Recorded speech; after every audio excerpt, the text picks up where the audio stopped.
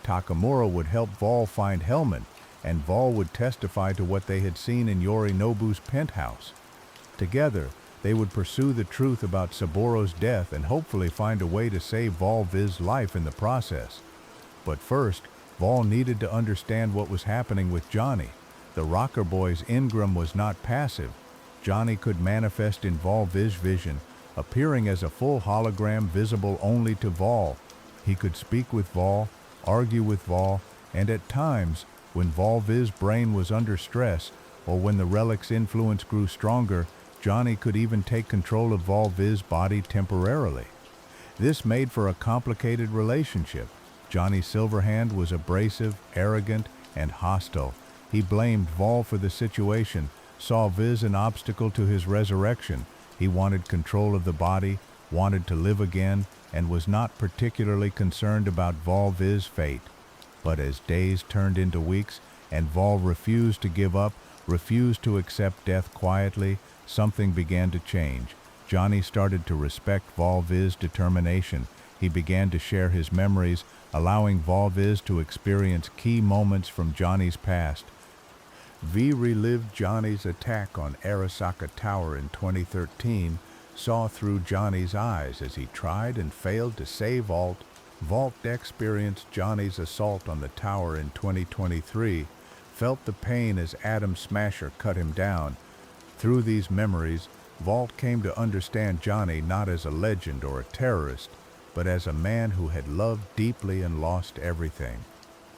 Building alliances, Volt could not pursue the truth about the Relic and Saburo's death alone. Night City was too dangerous, and Arasaka was too powerful. Volt needed allies, people who could provide resources, information, or muscle when the situation demanded it.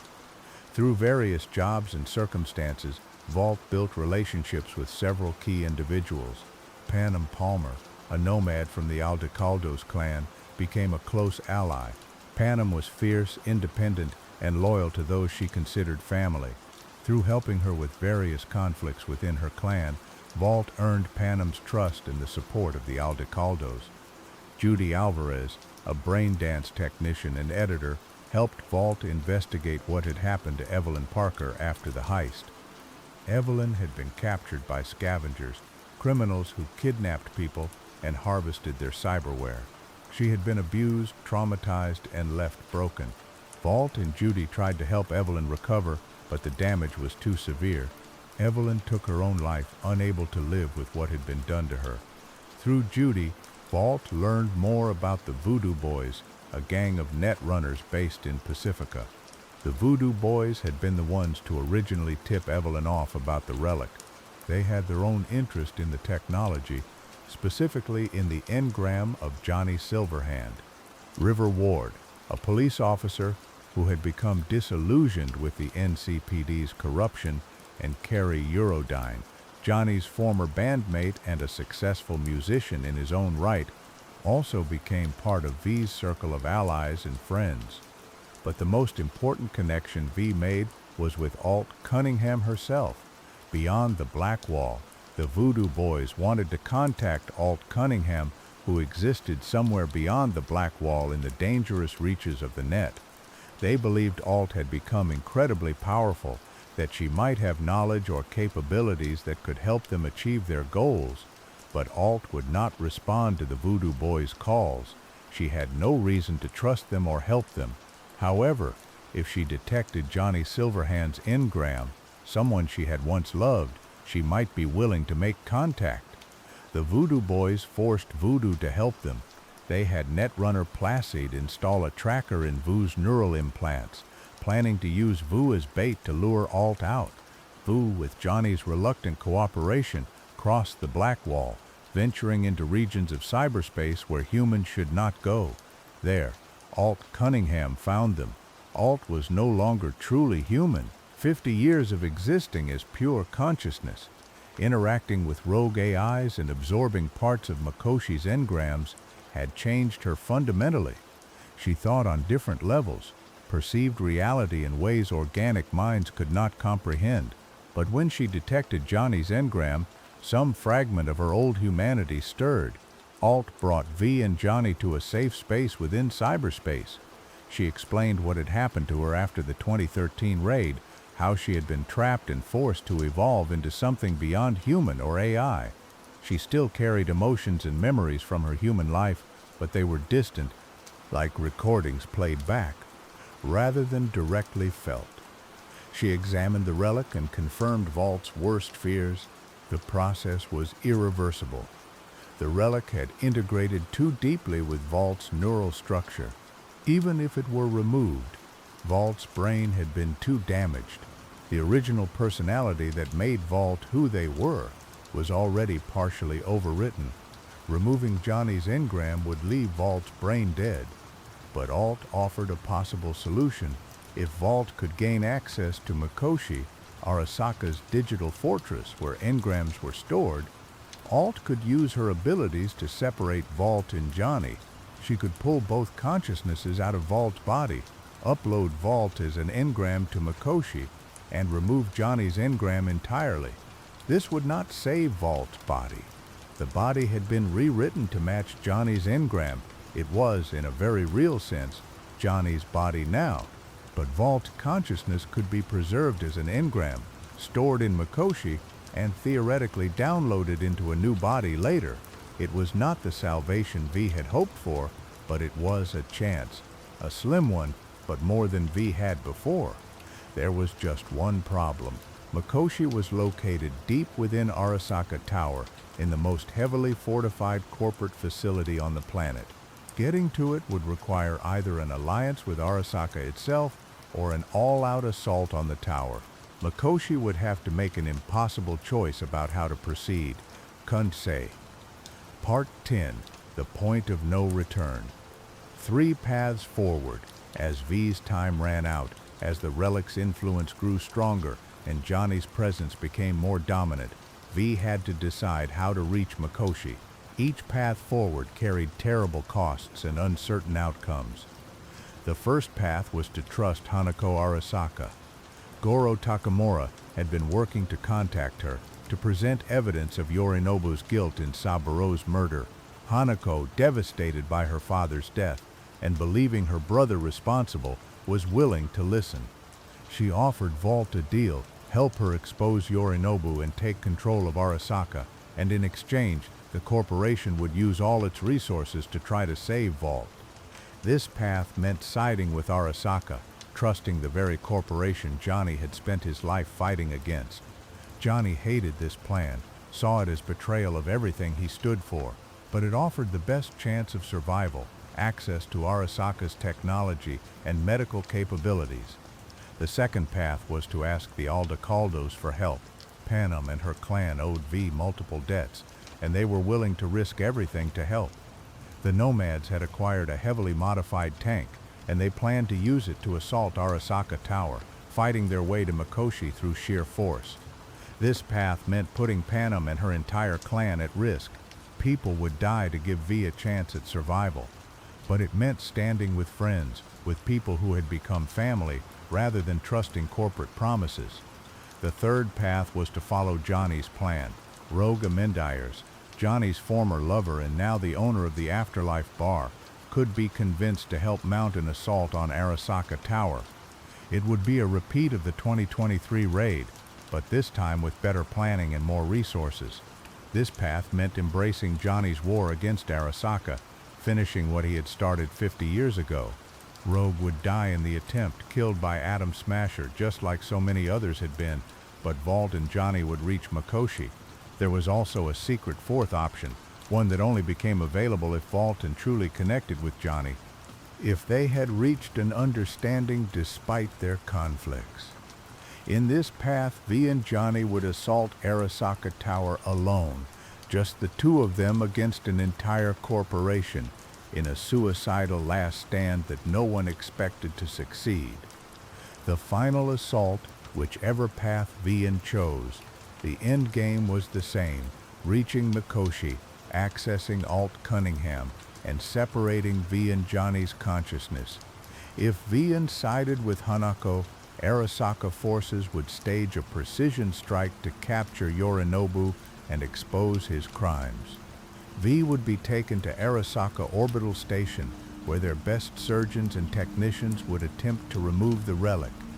But the damage was too severe. Removing the chip would leave V brain dead. Arasaka offered an alternative. V's consciousness could be uploaded to their Secure Your Soul program, stored as an engram, with the promise that someday they might find a way to give V a new body. But that someday might never come, and V would exist in digital limbo indefinitely. If V called on the Aldecaldos, they would assault Arasaka Tower with the full fury of the Nomad clan behind them. The battle would be brutal, with heavy casualties on both sides.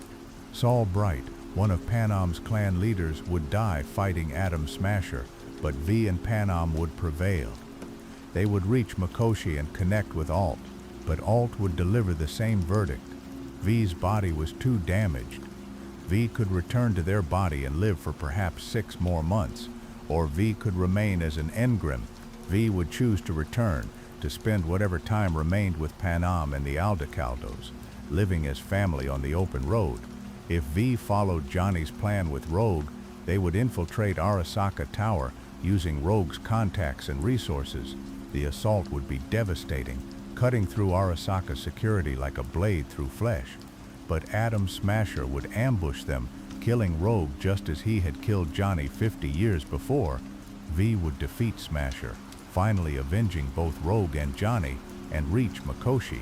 At the end, V would have to choose: return to their dying body and live out their final months as a Night City legend, or give the body to Johnny, letting him live while V joined Alt beyond the Black Wall.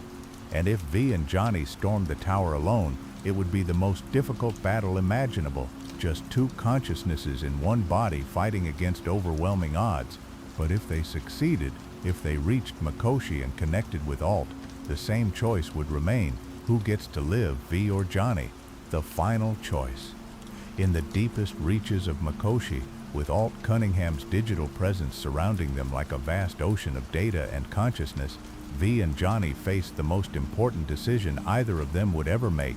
After everything they had been through, after all the fighting and dying and struggling to survive, it came down to this: whose consciousness would inhabit the body they shared, and what would happen to the other? Alt explained the situation with the cold precision of an entity that was no longer quite human. The body, biologically speaking, was dying. The relic had rewritten too much of Vault's neural structure. The damage was irreversible at the cellular level, but the body had also been restructured to accommodate Johnny's engram. In a very real sense, it had become Johnny's body, tailored to his neural patterns, compatible with his consciousness in ways it was no longer compatible with Vault's original mind. If Vault chose to return to their body, they would be fighting against biology itself. The body would reject Vault's consciousness, like an immune system attacking a foreign object. Vault might have 6 months, maybe less, before the incompatibility killed them. Those months would involve progressively worsening symptoms, blackouts, seizures, memory loss, until finally the brain simply failed entirely. But those months would be Vault's own, lived in flesh rather than in digital abstraction, experienced with all the messy reality of physical existence. If Vault chose to give up the body to Johnny, Vault's consciousness would be severed from physical reality entirely. Alt could take Vault beyond the Black Wall into the deep reaches of cyberspace, where rogue AIs dwelt, and where the rules of physical existence no longer applied. Vol would exist as pure information, able to perceive and interact with vast networks of data, able to experience realities that biological minds could not comprehend. But Vol would never touch anyone again, never taste food or feel sunlight, or experience any of the simple pleasures of being human. Vol would become something else, something that had once been human, but had evolved into a new form of existence. The choice was impossible, and yet it had to be made, the path of return. Vol's choice. If Vol's chose to return to their body, accepting the death sentence that came with it, Johnny's engram would be released into Alt's care. Johnny would join her beyond the Black Wall, finally reunited with the woman he had loved and lost 50 years ago. For Johnny, this was a kind of peace, an ending to his long war against Arasaka and the corporate world. He would exist in digital form with Alt, exploring realities beyond human understanding, free from the anger and pain that had defined his physical life. For V, the choice to return meant accepting mortality while choosing to live fully in whatever time remained. How V spent those months depended on the path taken to reach Mikoshi. If V had sided with Hanako Arasaka and the corporation had removed the relic through surgery, V would wake in an Arasaka orbital facility above Earth. The medical team would explain that the surgery was partially successful.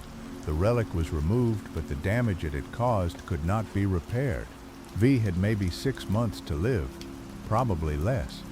Arasaka offered V a choice. V's consciousness could be uploaded to their Secure Your Soul program, stored as an engram with the promise that someday, maybe decades or centuries in the future, they might develop technology to download V into a new body. Or V could refuse the offer, return to Earth, and live out what little time remained on their own terms. This ending, called the Devil, was deeply ambiguous. If V accepted Arasaka's offer, they would exist in digital storage, in a white room with nothing but their own thoughts and occasional visits from Arasaka technicians running tests. There would be no guarantee that Arasaka would ever honor their promise. Vault might spend eternity in that digital prison, or Arasaka might simply delete Vol when they were no longer useful. But it was a chance, however slim, at eventual resurrection. If Vol refused Arasaka's offer and returned to Earth, they would receive phone calls from friends who had moved on with their lives during Volt's absence. The relationships Volt had built were fraying. Panem had moved on with the Aldecaldos. Judy had left Night City entirely, unable to stay in a place with so many painful memories. Night City itself had changed, and V no longer fit into it. The city that V had fought so hard to survive in had forgotten V entirely. If V had called on the Aldecaldos and assaulted Arasaka Tower with Panem's help, the ending was different and more hopeful. After defeating Atom Smasher and reaching Mikoshi, after Alt separated V and Johnny's consciousness, V would return to their body knowing it was dying. But V would not be alone. Panem and the Aldecaldos would be there, would accept V as family, would support V through whatever came next. This ending, called the Star, saw V leaving Night City with the Nomad clan, heading into the Badlands and beyond, traveling toward the Arizona border, and rumors of contacts who might know something about Relic technology. It was a slim hope, but hope nonetheless. And even if no cure was found, V would spend their final months surrounded by people who cared, living freely on the open road rather than trapped in the city's neon cage.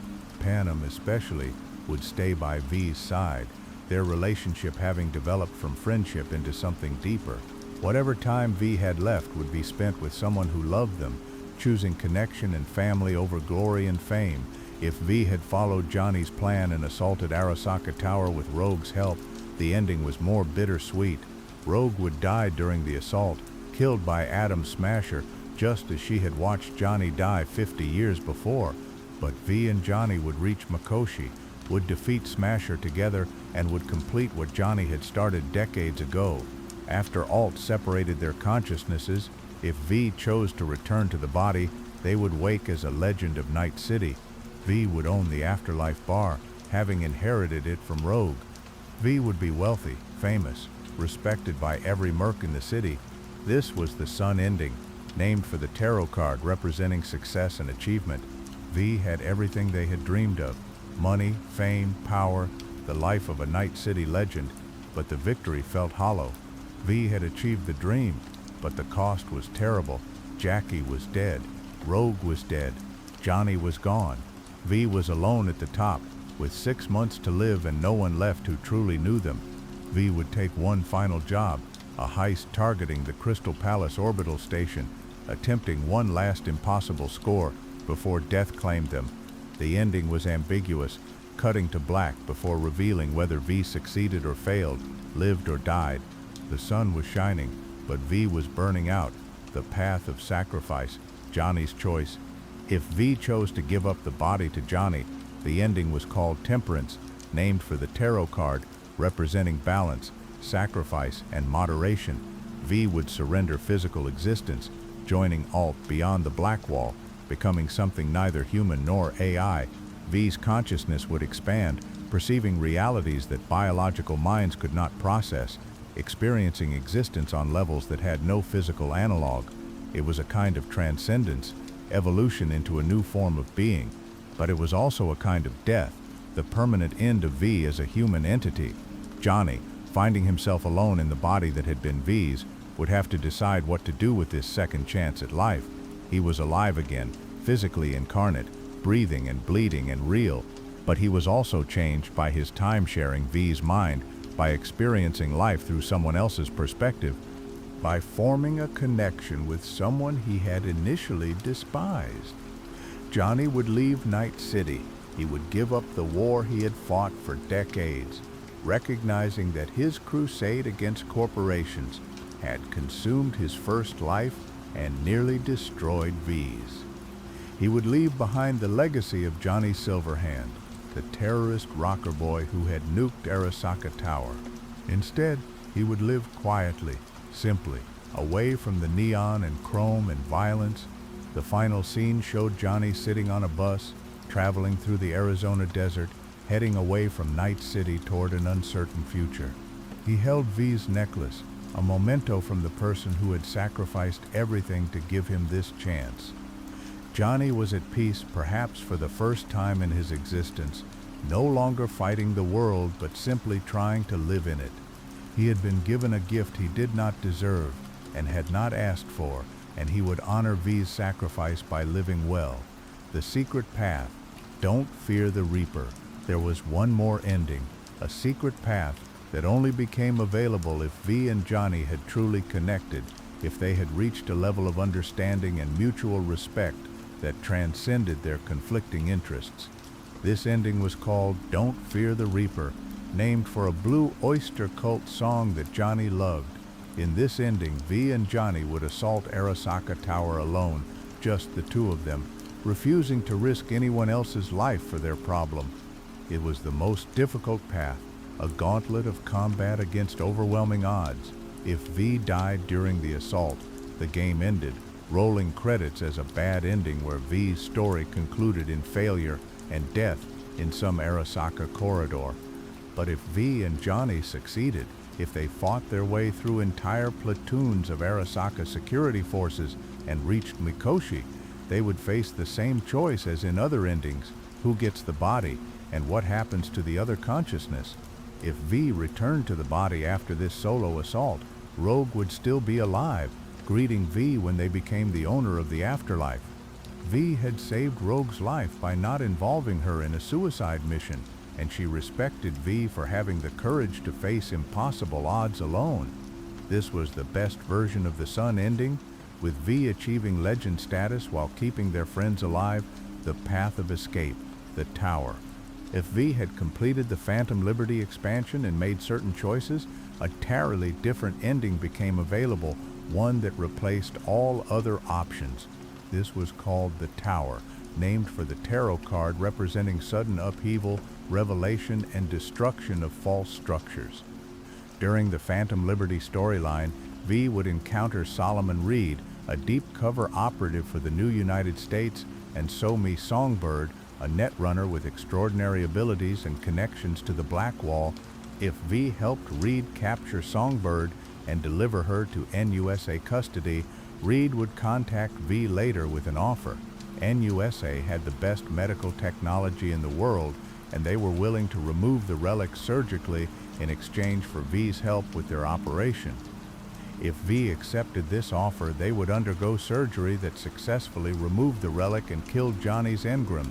V would survive, truly survive, without the 6-month death sentence hanging over them. But the surgery would have complications. V would fall into a coma lasting 2 years. When V woke, the world had moved on.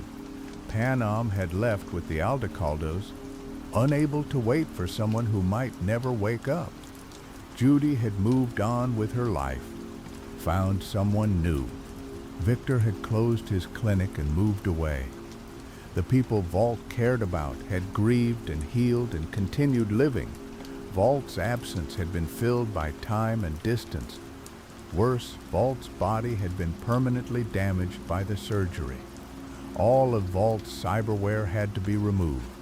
Vault could no longer jack into networks, could no longer use the neural interface that had made them an effective mercenary. Vault was baseline human, in a world where augmentation was everything. Vault could no longer compete, could no longer do the work that had defined their identity. Vault would return to Night City, walking its streets as a ghost, someone who had died and come back to find they no longer fit. The city had moved on. Vault's legend had faded. The only person who remembered and cared was Victor, who had moved back to his old clinic. Victor would tell Vault that maybe it was time to leave Night City, to find a life somewhere else, to be someone other than a mercenary. The tower ending was about the cost of survival. Vault lived, truly lived without time limit, but lost almost everything that made their life worth living. Friends, purpose, identity, all sacrificed for survival. It was a hollow victory, raising the question of whether merely surviving was worth it if everything that gave life meaning was lost in the process. Epilogue: the city endures. Regardless of how Vault's story ended, Night City continued. The city that Richard Knight had dreamed of, that had survived the collapse and the corporate wars and nuclear fire, kept churning forward. New mercenaries arrived daily, chasing their own dreams of fame and fortune. Corporations plotted against each other. Gangs fought for territory. The NCPD maintained a thin veneer of order while corruption festered beneath. The events surrounding V and the Relic would have repercussions for years to come. If Hanako took control of Arasaka based on what we see of her character and goals, the corporation would likely become even more powerful, potentially developing the Relic technology further and offering true immortality to those who could afford it. If Yorinobu remained in power, evidence from his history suggests he would continue his subtle efforts to undermine Arasaka from within, though whether he would succeed remained unclear. Valdecaldos would remember Valda's family, a legend of their clan who had stood with them against impossible odds. Judy, River, Carrie, and the others Vald had helped would carry forward, changed by their encounters with someone who refused to accept fate quietly. And somewhere in Night City's sprawling districts, another young merc would be taking their first uncertain steps into the life, dreaming of becoming a legend, unaware of the price such dreams demanded. The neon lights would keep burning, the streets would keep claiming lives, and Night City, the city of dreams, would endure, beautiful and terrible, promising everything and delivering something far different, but never, ever boring. This is the world of Cyberpunk, where humanity and technology have merged until they're inseparable, where corporations wield more power than nations, where consciousness itself can be copied and stored and bought and sold. It's a world of chrome and blood, of dreams and betrayal, of technological marvels and human tragedy, and in its own dark way, it's magnificent. Thank you for joining me on this journey through the history of Night City and the dark future. If you enjoyed this deep dive into the lore of Cyberpunk 2077, please leave a like and subscribe for more explorations of the stories that shape our favorite games. Until next time, stay safe out there, Chumbas, and remember, in Night City you can be anything you want to be, but surviving long enough to enjoy it is another matter entirely.